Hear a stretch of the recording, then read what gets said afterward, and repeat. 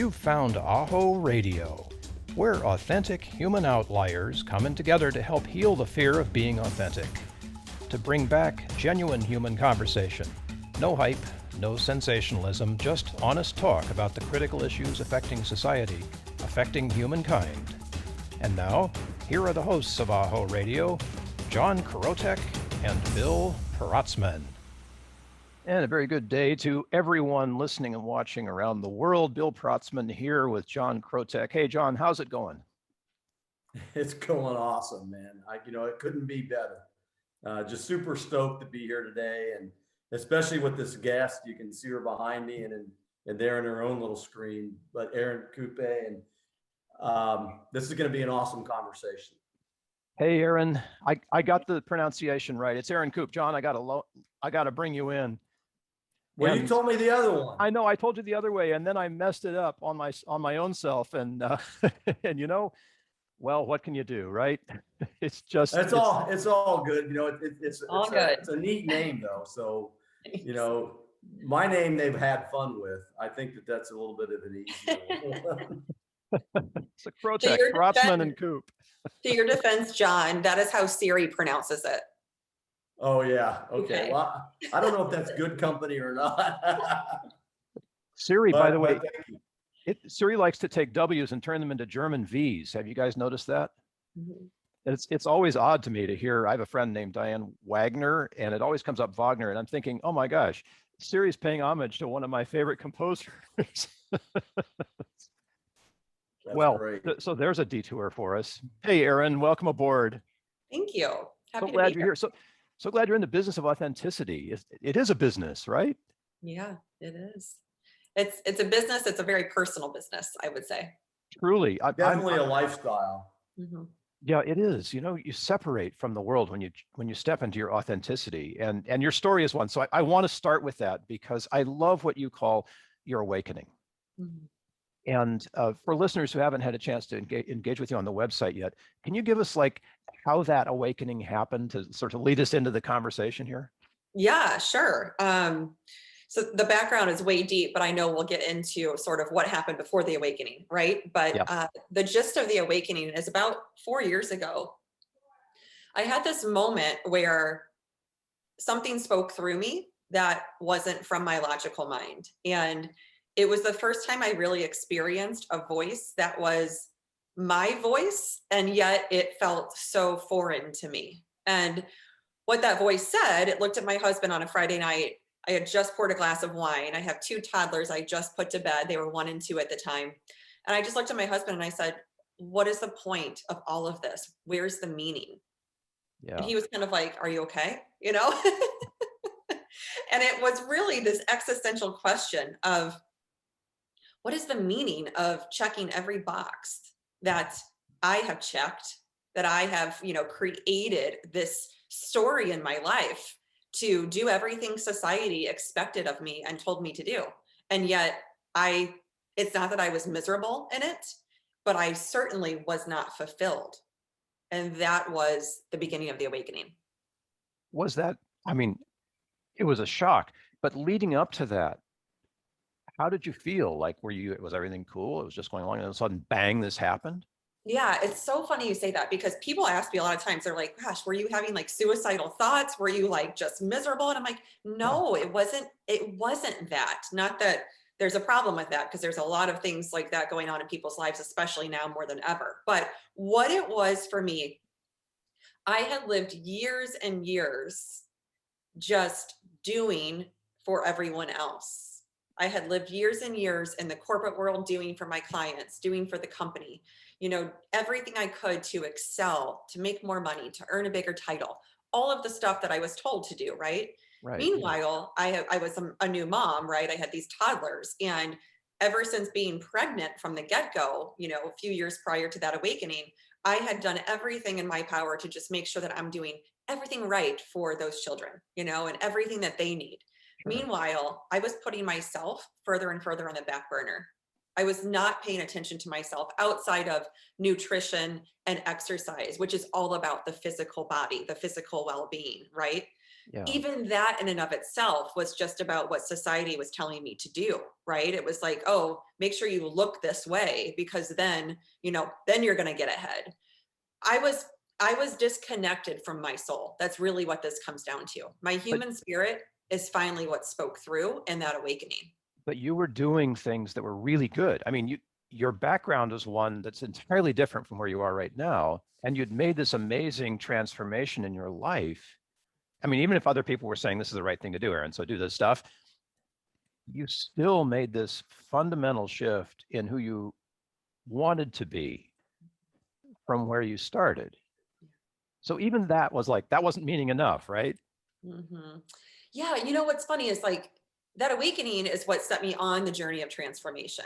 It's what got me reconnected with my soul. And when I say disconnected, those years I spent, on Wall Street, those years I spent as a VP at a Fortune 200 company, all of those years were great learning experience. Don't get me wrong. Yeah. But there was something missing, and I know that a lot of people can relate to this because how much do we work our butts off for everyone else, like I just said, and then we get to a certain point of success, and I say that with quotes because that's in the eyes of the beholder. But we get to this level of success, and then we wonder, okay, what's next? Now what? If I haven't found fulfillment now, what else is there? Well, you mentioned the corporate world and this awakening, and I kind of look at life like there's givers and takers. And the world is set up, as Vishen Lakhiani at Mind Valley says, this culture scape that we're raised in, right? So somebody like you, Erin, who probably is very much a giver, Bill just mentioned that you're doing some cool things anyways. And what'll happen over a period of time is the world takes and takes and takes and takes and takes, and you just keep giving and giving and giving and giving. And sooner or later, it's going to do one of two things. And you know this, Erin, and I know Bill knows this. You're either going to have this awakening, this epiphany, where you start to take care of Erin, the human, or you continue to do the things that the culture wants you to do, and then you just implode, and then you're worthless to everybody. Yeah. So I like the way, there you are looking at your husband and, you're thinking about your kids you just put to bed, and all of a sudden it just hits you like a ton of bricks. And, it's a little bit different for all of us, but, authenticity, Bill and I, we smoke and joke about it. Authenticity, sensationalism sells, but authenticity is a little bit tougher of a sale. You're right. But there's this shift starting to take place. And so let me ask you this, Erin, why authenticity? Yeah. Tell us why. Yeah. So I'm going to start with having been a part of so many things in my life that felt inauthentic.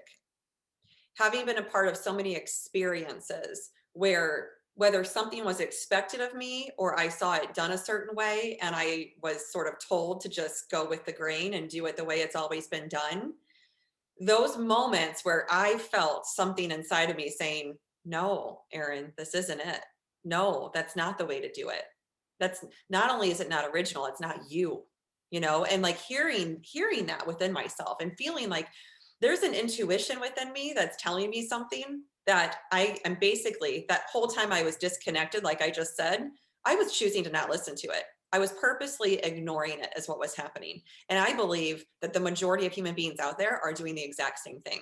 They just don't really realize that's what they're doing. You don't realize that you're being inauthentic until after you connect to yourself and become authentic. Like, it's not like a purposeful, people don't wake up and go, you know what, I'm going to ignore my intuition. I'm going to go out there and just do everything the way I'm told to do it because I don't want to be authentic. It's not like that, right?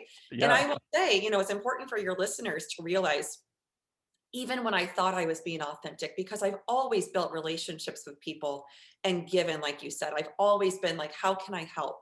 What can I do that's going to help this person? Whether it's in business or it's them personally, doesn't matter, but how can I help? That was always me, which was genuine. But authenticity, a lot of people confuse this for just speak what's on your mind. That's being authentic. And I say, actually, no, It is not speaking from your mind, because your mind is distorted. Your mind is a wounded version of yourself. Your mind is all about what is going on around me, and it's not about what's going on within me. So authenticity is speaking from your heart. It is speaking from spirit. It is speaking from authentic self. And that is what people don't really realize. Like, they think authentic is just here. What's interesting, I'm very perceptive. What's interesting, and I've read books on this where, first, second, third graders start school and they're so full of life and so inquisitive, and, they're raising their hands, they're engaged, they're having fun, they're out in the playground throwing sand around or whatnot. And then they start to morph. And by the time they get to high school, a lot of the spirit that you're talking about is just beaten out of them. And so somebody who may have been a writer or a musician or something different from what the world wants them to be, they're already behind the 8 ball. So let me ask you this, now that you point that out.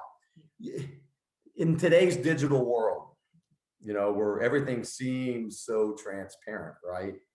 Do you think that more people wear their masks now than ever before? And how do we uncover those masks, and how do we get to the core? Yeah. I absolutely do think so. I think there's a veil on most people, and that veil is about, how am I being perceived? People are so concerned with how they're perceived by other people, and let alone they're running around, like I said, disconnected from what they really are, disconnected from their truth, trying to manipulate and control everything and everyone around them. And yet they're miserable. Like, they can't find happiness. They're chasing the next best thing. And maybe that delivers happiness for a fleeting moment, and then they go right back to being miserable, right? And so you're so right, John. Like, I'm raising little boys. My kids are now 5 and 6, pre-K and kindergarten. And I think so much about that, like that spirit within them that is so vibrant and so alive. And how can I help them keep that alive forever? I don't want it to be dimmed. It brings tears to my eyes, because, like, I know what it's like to be dimmed. I know what it's like to lose that connection. And I know how hard it is to get back to that and to really live from that, and it took me until basically 36 years old to have that awakening, and then do the hard work to get it back. And it is hard work. It is hard work. I'm glad you pointed that out. It is hard work, to self-reflect, to introspect, to look at yourself in the mirror. And it's, what? And I wish I had had a mother like you, right? It's because I was just an inquisitive little boy, a writer. I know you're a writer. I love things like poetry, and I love the movie Romeo and Juliet, like at a young age, right? So I get this full ride scholarship to the University of Kansas in art.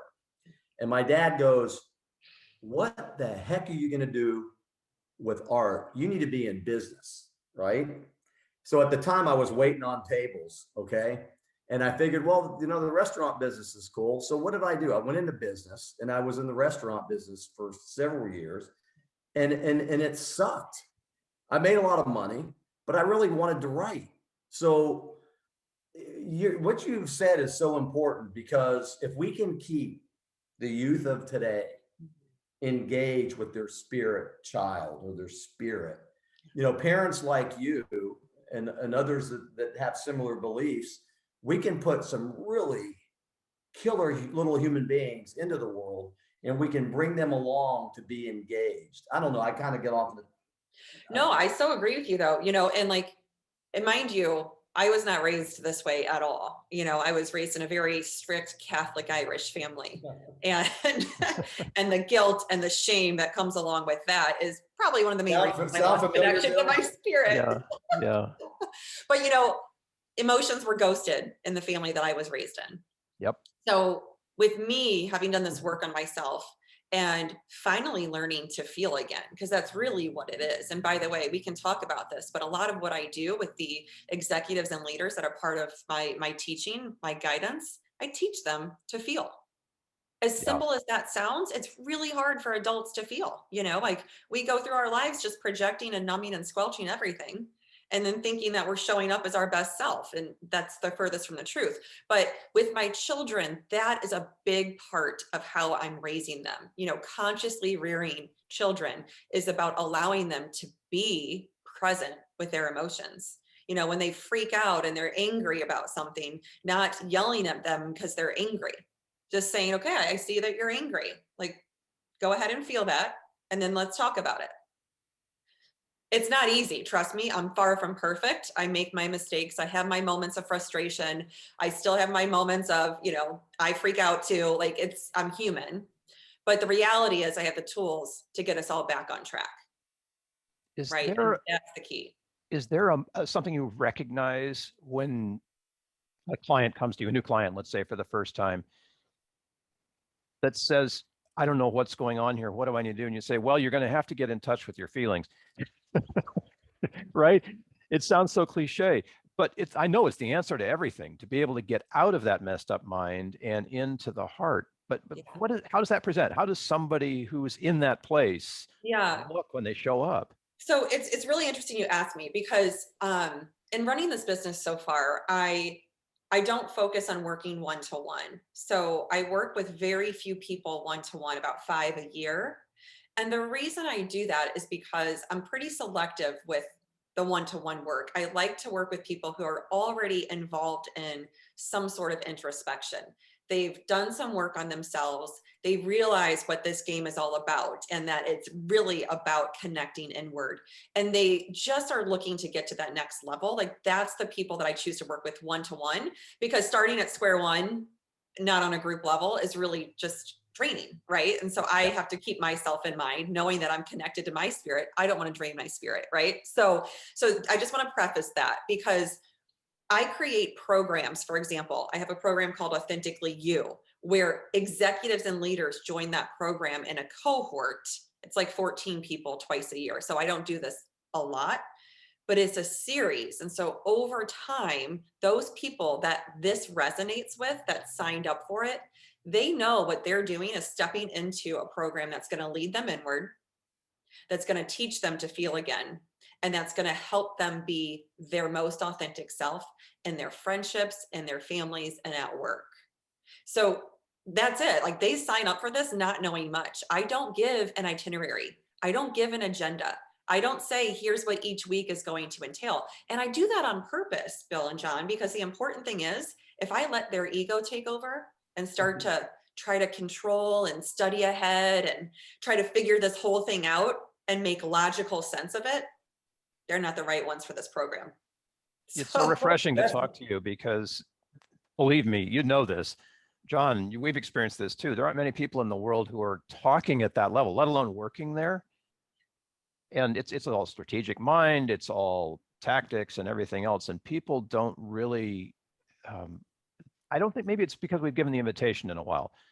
It feels to me like we haven't had the invitation that you're offering to people who want to go through a cohort with you to say, hey, there's more. Really there is. And it's not painful. It's not, it's not a deep shadow journey. It's opening to something more. And accepting that invitation seems so relevant right now. Getting out of the digital world that we all know from the social dilemma, it's like, let's get at something real. Have you awakened more than once, Erin? I think that, so the way I look at awakening is that when it happens, we then have choice. And how we choose to go, basically to look at the fork in the road and go right or left is very personal. My awakening in 2017 was the big one, because it was from then on that I started to say yes more in my life. And really what I was saying yes to, I always said yes to others. I was saying yes to me. So that was the real epiphany in my journey. But I will say, I have moments of, dark times still, right? And in those dark times, I think there's always an awakening that comes out of that, because we can get really stuck in those darker moments. Just because we've had an awakening and we now know how to feel, and we know, our meditation practice is really deep, and we have these enlightening moments, and we have all these tools to be mindful, does not mean we don't face adversity. Does not mean we don't have hardships and negative emotions. So I think there's always awakenings that come out of those times, always. you know, and those are smaller in my life, and, you know, they don't feel as grand as that initial one, but they're there. When I think about those dark times, you know, I was really close to a Gold Star father whose son was killed in Iraq. And he said to me, you know, and there's a couple of the points that you've made that are really important that I want to touch upon. One of them was the hard work, but he says that it doesn't get any better. The feelings don't get any better. You still have those dark times. You still have those low emotional moments. He says, but it gets different. Because you're talking about skill sets. And, you know, Erin, you're so right. You know, the culture, by the way, I'm half Irish too, and I was raised in a Catholic household. So I kind of get that. Hey, but Protestant households were the same, emotionally Yeah. ghosted. So yeah, just so you know. Something about that, right? So, but we're not, people are not trained in the society to do that. You know, they're kind of trained to wear the mask. Yes. And to not be authentic because, oh, little Johnny likes poetry. Well, that's not where he needs to be. But so these skill sets, and I'm going to get back to what you said, and I'm glad because it's as honest as you can get when you tell people that it's hard work. Because if you're not up for it, if you're not up to face those dark parts of the psyche, the shadow side that we talk about, or whatever it is you're dealing with, then you're never going to get to where you need to be and fulfilled, like you said at the outset of the show. So tell us a little bit about the hard work. What does a person need to do? Let's say I'm a CEO of a Fortune 500 company and I'm struggling with some issues from the past. What kind of hard work do I need to do? What's it going to take to get me as a leader of a company into that next place where I can be effective? Right. What's it going to take? Yeah. So I'll talk about what I do with leaders like you're describing. And I do this in a group setting because, first of all, it takes being honest and open with yourself, self-responsibility. And in a group setting, it's pretty crazy to see how much people are like, I can't be vulnerable in the beginning. And then they start to relax into opening and seeing themselves for what they are, you know, and not judging that. So my like initial engagement with these types of people in the group setting is all about, let's not judge ourselves or one another. Like, we're all human. We've had these experiences. We're all wounded in many ways. We all have these sides of ourselves. So rather than try to continue to wear that mask and cover everything up and act like everything's fine, let's look at the dimensionality of who we really are. And so that's number one, self-responsibility and vulnerability. Number two, in that hard work, is looking at those parts of ourselves as if we are that child. How can we look at that part of ourselves and say, gosh, you just had some tough moments and it's okay. And I'm going to love you anyways. So self-love is a big factor. I think that most adults on this planet just absolutely hate themselves. They haven't been taught how to love themselves. I was never taught that. Oh my gosh, the furthest thing from my mind was like, oh, I love Erin. And by the way, we don't even know what this really means because we think of like love as this outward pouring, you know, action, you know, to our parents or our spouse. Take it even further, you know, in the knuckle dragger world. Yes. You know, where love is sex. Yes, and, exactly. And we're bombarded with that. And it's so totally not that. But anyhow. No. Yeah. Yeah. And I explain to people, you know, so there's that self-responsibility, there's self-love. And, you know, and I work with a lot of men, and it's really intriguing to see the men really start to like grasp self-love. You know, I talk about it as oneness, as unity, as reverence, as connecting to a part of yourself that is connected to something higher than a human being, you know, and like, It's not craziness, but it's just like, how do you take care of your soul? How do you nourish your human spirit? Oh yeah, I don't do that. Well, ding, ding, ding. There's the nail on the head. That's what you're going to focus on cultivating love for. And so there's that process and taking them through that. And then the third piece of the really hard work is actually starting to look at limiting beliefs. I believe that it is these limits that we've created in our subconscious and unconscious mind, right? Because we don't do these things on purpose, but they're very prevalent and they're controlling the way that people are moving through life. Absolutely. Because the biggest sort of aha or breakthroughs that I've had in my journey have come from undoing those limiting beliefs. So Wow. something as simple as a couple of years ago, knowing that I was being called to start this business and telling myself, I can't start my own company. I can't do this work in the world full time. People aren't going to get it. They're not going to pay for it. Total limit. At the very, very bottom, once I question, why do I believe this? And is it 100% true? Everything that I was telling myself for that one limiting belief led me down to, I am not good enough. Most of us have that one. Sure. So Yeah. it's a pretty common one. You guys know this. But amazing, once you get down to the bottom of that, then you can reprogram. Then you can start to choose, you believe something else. You start to replace that belief with, I absolutely can start this company. This is a massive need in this world. And this is what I came here to do. That's The idea awesome. of limiting beliefs, and our previous conversation just a few minutes ago makes me wonder how much of me, of all of you, if you're listening, how much of us and our limiting beliefs were shaped by our religious beliefs? I mean, the very thing that's at the core of all of us, the spirituality that's at the core of us, and whether you're a religious person or an atheist, there's something at the core of you that is the human spirit. How much of that is a limiting belief? Yeah. And how do you deal with that? I mean, I'm recovering, Christian here. I know, John, you're recovering Catholic. I've heard a lot of people who are in this work talk about how they're recovering from something in which they grew up. But how do you get below that? I mean, religious beliefs, what is at the core of our belief system is in us. That's really hard to go face to face with. You're right, it is. And yet the way that I talk about this and the way that I experienced it is just question everything. Like literally question everything. This journey is unlearning so much of what we've been programmed with.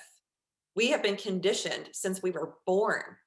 We're conditioned in our households with the families we're born into at a very young age. And then we're conditioned in the school systems. And then we're conditioned by friends and friends' families and, sports teams we're on and all of that stuff, all the stuff that we engage in that our parents put us in when we don't have a voice and we can't choose for ourselves, right? Yeah. Everything is about conditioning our entire lives. And so when you get to the point of awakening, when you get to the point of you feel like I did, what the heck is the meaning of all of this? Then you choose to take a deeper look. Then you choose to ask yourself the hard questions. Then you choose to sit with yourself in solitude, where previously, this happened for me and it happens for a lot of people, previously being alone meant there must be something wrong with me. Right, Oh, right. I can't be alone. I've got to always be around people. I've got to always keep myself busy. If I am alone, it means I'm probably watching Netflix. Like, no, solitude is the place to ask the questions. Sit down and meditate. Meditation doesn't have to be scary. Just sit in silence and close your eyes and ask some hard questions of yourself. So And in unlearn. that moment, how close to technology are you? In meditation, you mean? Just in doing that work, what role Oh, does technology play in any of that? yeah, none. Like it doesn't. Like I don't use technology for any of the work that I'm doing on myself. I don't use technology outside of having to be on Zoom with people because of what, that's how I guide. Yeah, that's how we communicate. Yeah, exactly. But to do this process of unlearning and relearning and really connecting to our human spirit, it is an inward journey. It doesn't cost you money. It does take time. It does take being conscious and mindful and not just letting yourself be on autopilot. But it doesn't take anything more than that. Like you need a notebook to write down what you uncover because you do want to go back to it. It's not just overnight. But other than that, like this inward journey is just about commitment. And I try to explain that to a lot of people because I get, for example, why people want to pay for a program like mine. They want to be led and guided through a journey so that they can then continue it. Because we all know the journey never ends. We don't arrive, like we're not all going to be the Dalai Lama, right? And so that's not even a goal of mine, trust me. Most of us are just going to be on this human journey forever, and that's fine. That's a beautiful place to be. So people will pay for it because they need the guidance. But then I always say to people, you don't need a guru. You are your own guru. I made that mistake early on of like having to like, you know, oh my gosh, like this person that's teaching me this stuff, I can only learn from her, you know, and I like felt so attached to her because every time I would get, you know, get to a point of breakthrough, I'm like, I've got to tell her. And, you know, I wanted like some sort of recognition for it. No, that's all just illusion. You know, this journey is very personal. Once you're on it, you just continue to keep going and unlearning and uncovering and relearning what it is you really are and being that authentic person in the world. The more you show up that way, the more you're going to attract to you people and opportunities and relationships that just start to really, you know, make your path more well-rounded. And The by the authentic way, life, right there. and they help you understand your path more clearly. You know, people always want clarity. I need clarity. Well, do the work. One of the things that you know, when you talk about personal journey, and you know, one of our associates, Dr. Tafor with Modern Spirit, talks about ancestral traumas. And one thing that you pointed out is, you know, everybody's got them, right? And we're in somewhere on this linear path, maybe on that journey. And so when you finally realize that everybody's kind of, and you mentioned this early on, Erin, you talked about oneness. When you finally realize that there's this interconnectivity to, you know, everything, you know, like the same iron that burns in the sun burns in your blood. When you find, when that, you know, an epiphany or that awakening, when you finally start to realize that you're not alone and that people are going through similar things, not that it makes it easier, but it makes it more real. Yeah. And it makes it tangible. And I can remember when I was embroiled in a divorce, and my counselor said, we can't save the marriage, but we can save you.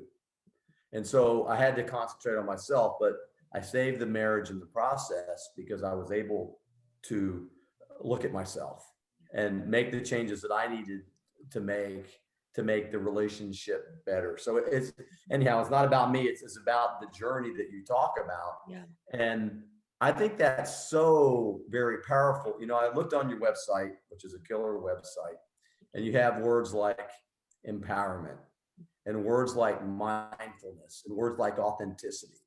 And to the naked eye, somebody that's just looking to the veneer, there's like, well, she's maybe just like everybody else, right? That's popping these words out there. But to somebody that's really looking at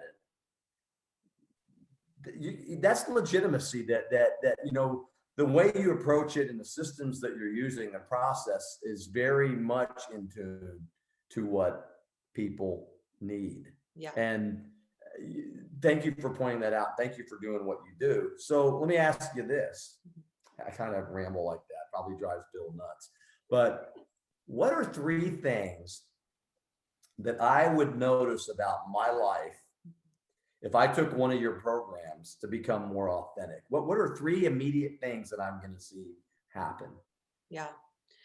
I would say 1, you're going to realize how disconnected you've actually been from your truth, from your inner self. So that realization is what leads people to the program. First of all, it resonates for a reason, right? Like they're not all miserable by any means, but they're disconnected from something. So there's going to be this ownership of that initially. I would say 2, when people start to do, for example, meditation 5 minutes a day in silence, that is a requirement in my program. So 5 weeks, 5 minutes a day, you build a new habit, right? Like it's very simple what's happening there as far as the brain neuroscience. But what a big sort of aha is for people that does happen and has to happen on this journey, they have to realize that there's going to be so much resistance to that time and that space with themselves. And breaking through that resistance is where the answers lie. So that's a tough one, because people's egos, you know, I always talk about ego as we have two sides, a healthy and a wounded. Ego is really just, let's call it personality, right? But it's how we interact in this 3D world. The healthy side is actually connected to the spirit. And when you can actually just sit with yourself, you can move beyond the wounded part that just wants to go out there and, you know, manipulate and control. Because in solitude with just you, that part served no purpose.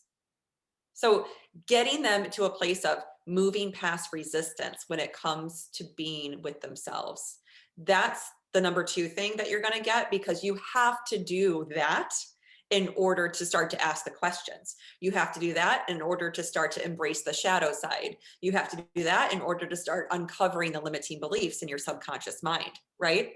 So that's number 2. And I would say number 3, interconnectedness is real. Energy is everything. That is a huge part of my teaching. I give people pure, concrete examples, applicable tools to experience their own energy and how it affects others, as well as to understand how they're absorbing the energy of those around them.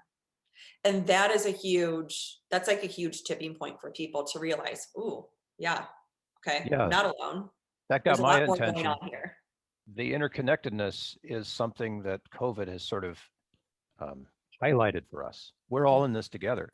Mhm. And what you do with that goes right back to your responsibility for it. Like, freedom is great, but if you're irresponsible with your freedom and you wind up breaking things and hurting people, not so good. So Right. interconnectedness is a big, I don't even want to say it's a buzzword. It's a big need right now Mhm. in this world. Take us further down that road. I mean, what is the result of someone who hasn't thought more expansively about interconnectedness when you hit them with all of the, you know, the physics of it, and the fact that we are all vibrating in the same place together, and that it matters how our vibration comes across? What? Well, you know, what this harkens me back to, and it's kind of funny that you asked this question, because this has been on my mind a lot, but I'll just give you an example of how people tend to think about it until they actually learn about it. Yeah. It scares people. People are terrified of knowing that others are connected to them and can actually feel them. People think that whatever happens behind closed doors happens, and they can be whoever they are to their families, which a lot of people are not great to their families. Newsflash, right? Because that's the easiest place to dump everything. Sadly, yeah. Very sadly. But that is happening. And then people go out, or they, you know, in this last year, they go on Zoom and they just put on a happy face and like, everything's great. But my whole point is, no, you're still showing up with all of this stuff, and whether or not you know it, you are projecting it outward, because you are connected to that person that you're engaging with on that Zoom call. You are connected to that person that you pass by on the street when you're out for a walk, or the person that you cut off on the road. Like, all of that is connected. And so a big part of that interconnectedness to me, John and Bill, is really about energetically, how am I showing up? Energetically, what am I putting out there? Because I need to be aware, self-aware, that whatever it is I'm delivering, whatever it is I'm emitting, is going to come back to me. I am going to attract experiences that match that energy. So do I want to show up clear and, you know, open and authentic and ready and available? Or do I want to show up, you know, with all of this murkiness and all of this angst and shame and guilt and low vibe stuff? You know, I love that, vibes, like the low vibration emotion. Do I want to show up with that and just expect someone else to deal with it? Because guaranteed, that's not how it works. Point. That's a great point, because, you know, there you go with the law of attraction again. You know, it comes back, quantum physics, quantum mechanics, all the things that the universe does. And one thing that's interesting about the interconnectivity, and you mentioned this earlier, Erin, intuition, Yeah. right?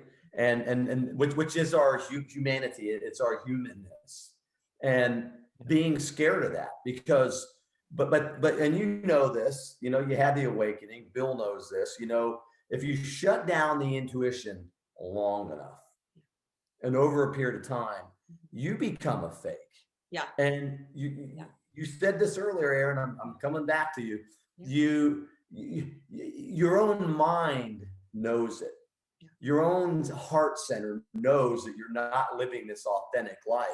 So you float about, and a good buddy of mine talks about the lemmings, the lemmings following the lemmings. Yeah. And they're all the blind sheep that will go over the cliff because their intuition's been pounded out of them.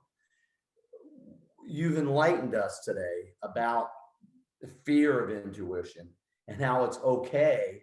But if you stick with it long enough and you do the hard work, you're only going to self-realize. And that's powerful. You know, we call it in the Army force multiplier.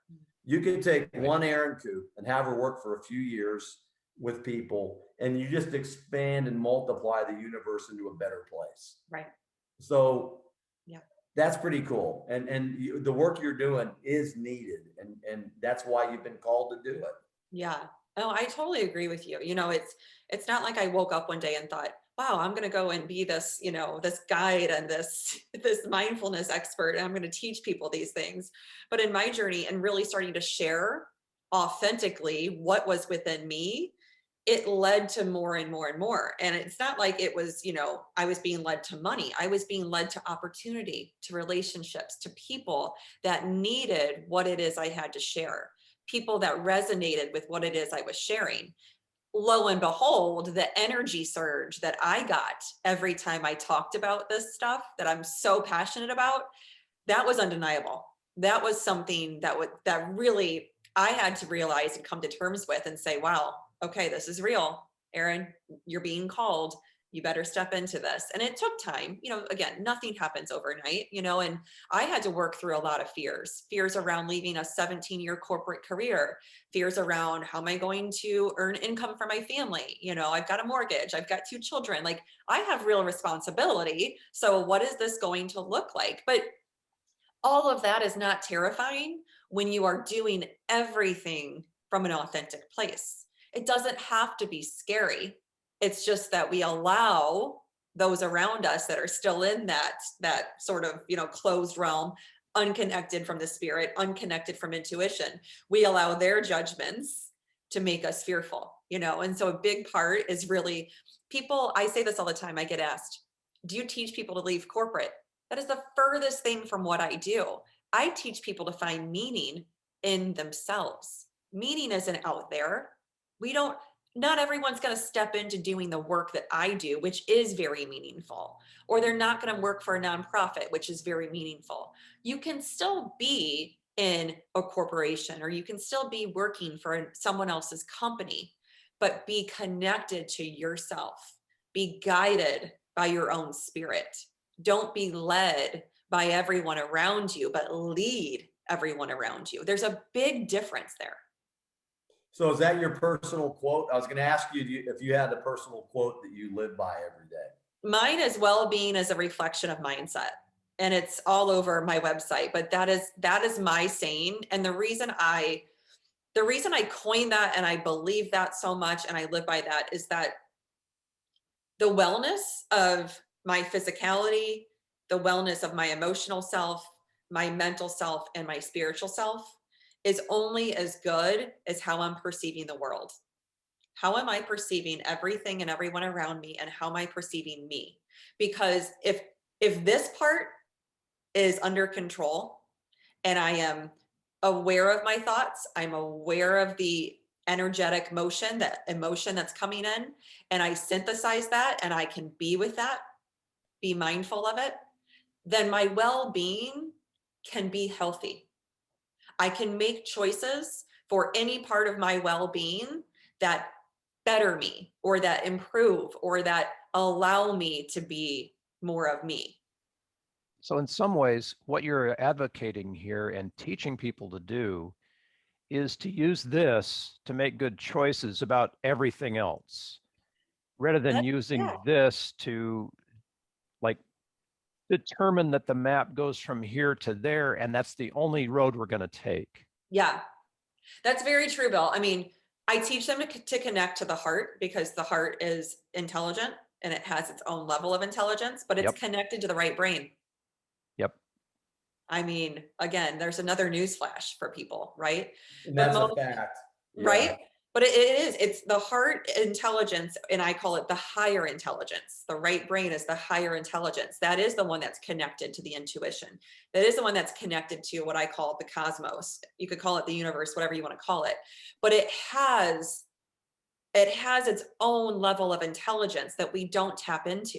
When I explain that to executives and I tell them that they're spending most of their time in the left brain and in the subconscious, and they're kind of like, well, that doesn't sound very empowering. It doesn't, because you're not empowered when you're only living from that place. So teaching them to connect to the heart, to activate the right brain, and then to understand there's a time for the logical brain. There's a time for the rational side of us that needs to justify and be analytical and do all of that stuff. Absolutely. We need that side, but we don't need to only reside there. Amen. That gets us in trouble. And we can look around the world right now and see where all that left brain ego-based thinking and directing and consuming and producing has gotten us. And we've driven ourselves right into this box. I mean, here we are. Yes. And the only way out of it is not more strategic thinking. You know, like that's what got us here. So some people like to, and such is the human condition since the beginning of recorded time. Yeah. Well, you know, it just goes on and on. And I can argue with you on that, John, because I think that the matriarchy is what's taking over here, and the patriarchy is what's gotten us, like the left brain thinking that's gotten us into this box is what some people like to call this patriarchal notion. And as we embrace more of the elements of the feminine, we're in better shape to be able to balance that out and move in a direction that isn't all stuck. Yeah, so that's actually, I think you took me the wrong way. I'm not talking about matriarchy or patriarchal societies. I'm talking about tribalism, which is a completely different concept. Mm-hmm. And tribalism and the concepts of tribalism, regardless if women are in charge or men in charge, you have the same issues over and over and over again. Yeah. The mix is the yin and the yang, the one, and how we integrate that. I don't even like people. Yeah, and I teach people in my programs, I teach them about yin and yang, but from the perspective of left and right brain, because people in business can understand left and right brain a lot easier. But I use the terms masculine, feminine, I use the terms yin and yang, and I help them understand that these are just energies. In nature, everything in nature is in perfect harmony when it comes to masculine and feminine. And we as humans, as part of nature, are meant to be the same way. But we have allowed ourselves, because of the external world and because of society-driven pressures, we've allowed ourselves to be far more in the masculine. This is not about man or woman. And that's a big not at all. People too. Yeah, it's qualities, right? Right. Like I and you are men, I'm a woman. I identify as female, you identify as male. We have the same energetic makeup. It's just a matter of where we're teetering back and forth internally in our own, emotional awareness. Bingo. And mental awareness. Because the real key in living a life of authenticity is realizing when you're like way off on one side and you got to get balanced. Balance was never meant to be something out here. That doesn't exist. Balance is meant to be something we work towards inside of ourselves. Well, I'm glad you pointed that out, because the society that sets up the matriarchal and the patriarchal, it's the society that does that. I've always looked at people like what you said as energy. Yeah. And you can spot it a million miles away.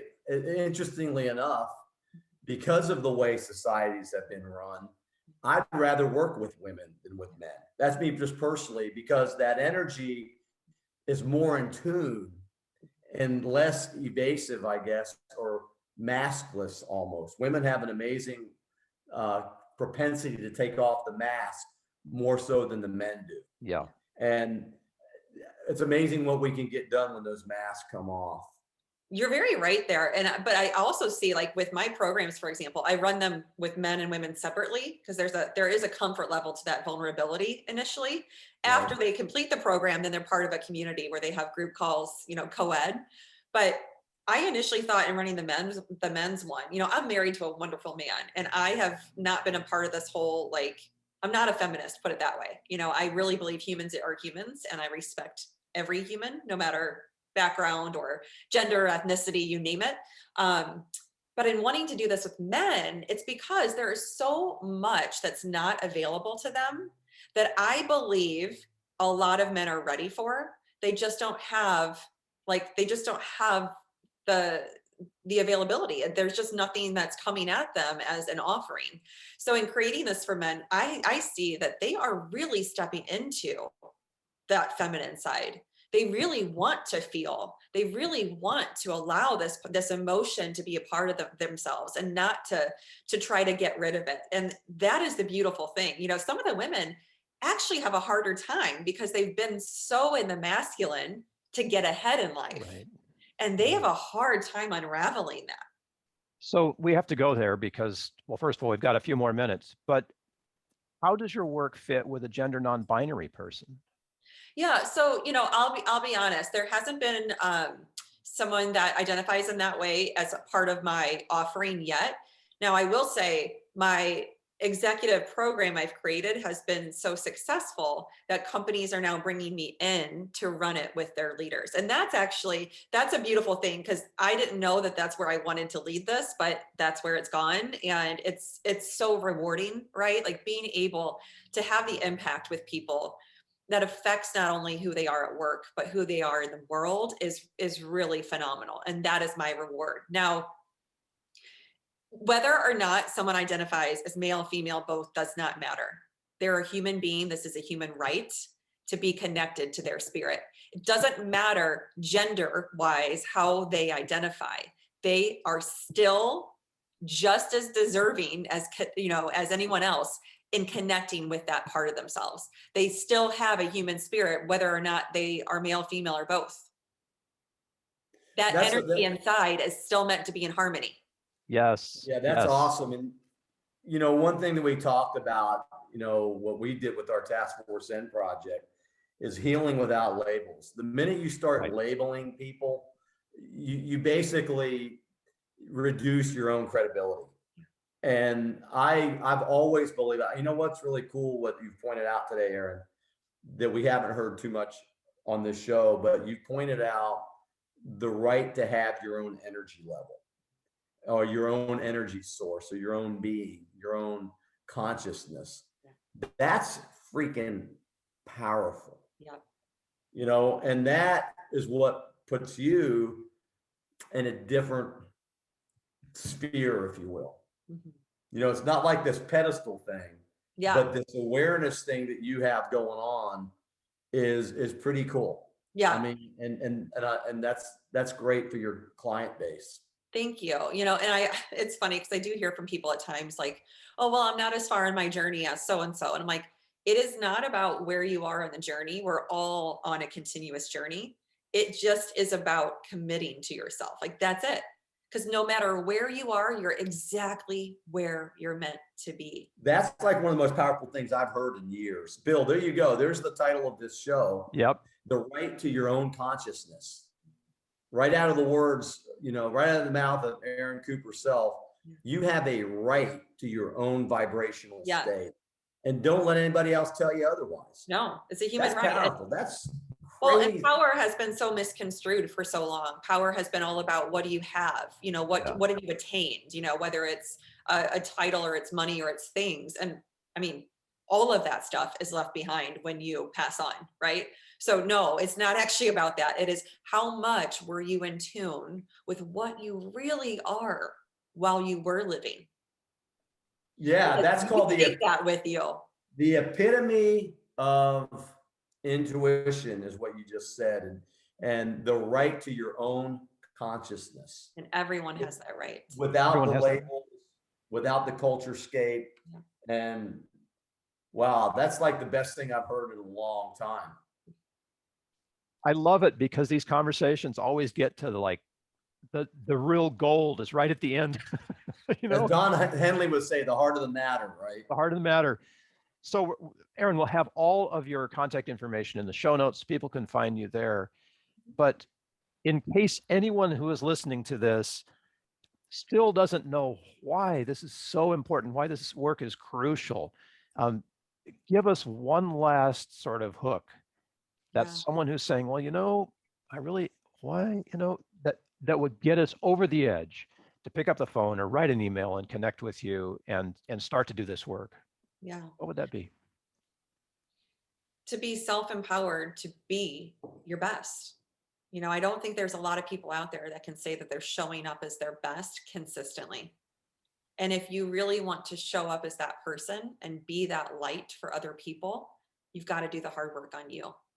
There's no other way about it. You can't take a course and, read 5 books and expect that it's going to change you. Only you can change you. Awesome. Yeah. Great advice. And lots of good nuggets in this show. And just humbled to have you on the show. And Bill, all the time, gets some really killer people. And yeah, you're one of them. So thanks for doing what you do, and look forward to the next conversation for sure. And so where can people go to, I know he'll have in the show notes, but where can they go to find you? Sure. Yeah. My website is erincoupe.com. So ERINCOUPE.com. You can also find me on LinkedIn, my company on LinkedIn, Authentically EC, and also my name, Erin Coupe. And then I am on YouTube as well under Erin Coupe. This is great stuff. I want to keep the conversation going. I know we have limited time, because time is something that no one has yet ever figured out how to coach us around. We have to spend it, right? And we never get it back. So let me just join John in thanking you, Erin. What an amazing opportunity for people to engage with something that is fresh, that is new, that is necessary. And what an amazing person you are for doing this work and offering it to the world just so selflessly. Do what you love and the money will follow, and thank heaven it's following you, because the world needs you. The world needs you. Hey, thank you, John. Thank you, Green Zone. Thank you, Music Care. Likewise. Thank you for joining us on this episode of AHO Radio. Information we mentioned is probably in the show notes, but if we missed anything, please let us know and we'll get it added for you. Subscribe to the AHO Radio channel on YouTube to stay connected, and as always, we wish you health, success, and significance. AHO. AHO. AHO.